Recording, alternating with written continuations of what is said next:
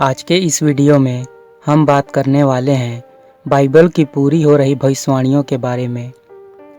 यह वह भविष्यवाणी है जिसे यीशु ने शिष्यों को तब दिया था जब शिष्यों ने जैतून पहाड़ पर यीशु से पूछा था कि तेरे दोबारा वापस आने और जगत के अंत का क्या चिन्ह होगा।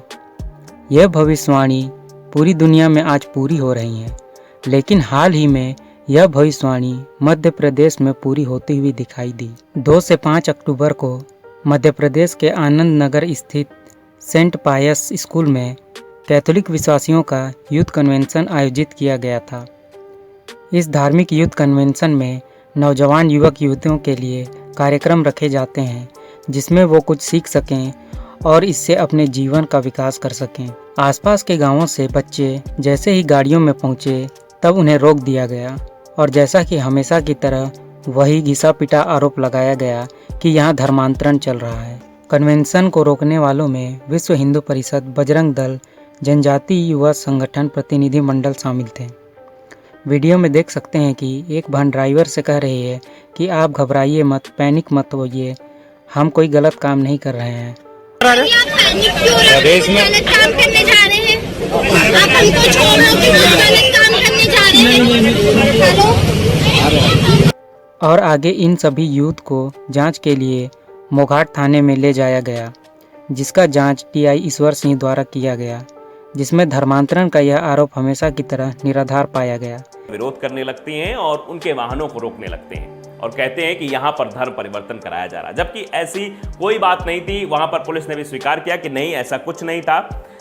जो ये बजरंग दल द्वारा जो आरोप लगाया गया ये बिल्कुल गलत है। इनके सारे आरोप जो है निराधार पाए गए, यानी कोई आधार। लेकिन इतनी समस्याओं के कारण यह कन्वेंशन प्रभावित हो गया। इसकी शिकायत पुलिस अधीक्षक विवेक सिंह से की गई और एक पत्र खंडवा डायोसिस के प्रवक्ता फादर जयन अलेक्स ने कलेक्टर के माध्यम से राष्ट्रपति को ज्ञापन सौंप दिया है। अंतिम दिनों में इस प्रकार की घटना घटित होने के बारे में यीशु ने कई हजार वर्ष पहले ही बता दिया था। मत्ती 24 वचन 7 में कहा गया है, जाति जाति पर चढ़ाई करेगी। आपने देख ही लिया कि किस प्रकार यह संगठित जाति संविधान को ताक में रखकर इस प्रकार हम विश्वासियों पर चढ़ाई करने का प्रयास कर रहे हैं।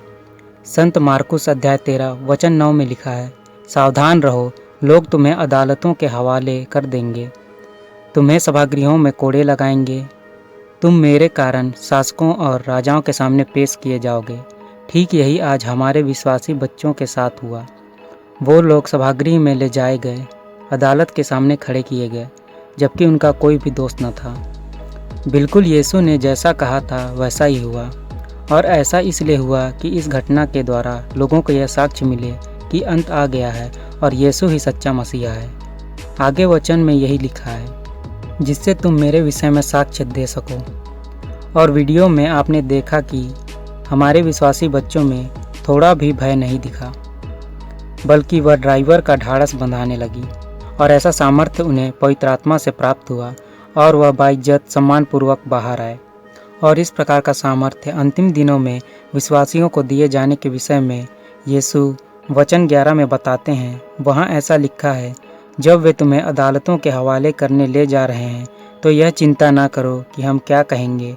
समय आने पर जो शब्द दिए जाएंगे उन्हें कह दो, क्योंकि बोलने वाले तुम नहीं हो बल्कि पवित्र आत्मा। और हमें यीशु ने इन वचनों को पूरा होते हुए दिखने पर उनके आगमन की तैयारी करने के लिए कहा है।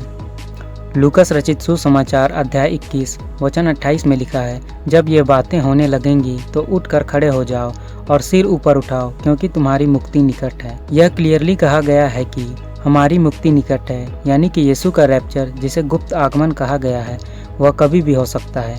इसलिए हमें तैयार रहने, यानी अपने पापों को छोड़कर उनका पश्चाताप कर पिता परमेश्वर की ओर वापस आने को कह रहे हैं। यानी आपको हर सेकंड तैयार रहना है, क्योंकि मत्ती अध्याय 24 वचन 36 में साफ साफ यीशु के आगमन के बारे में कहा गया है, उस दिन और उस घड़ी के विषय में कोई नहीं जानता, न तो स्वर्ग के दूत और न पुत्र, केवल पिता ही जानता है। इस प्रकार हम बाइबल की इन भविष्यवाणियों को, जो यह बताती हैं कि हम अंतिम दिनों में आ चुके हैं, हमारे समय में पूरी होती हुई देख सकते हैं। इसलिए यीशु के लिए हर सेकंड तैयार रहें, जैसा यीशु ने हमें कहा है।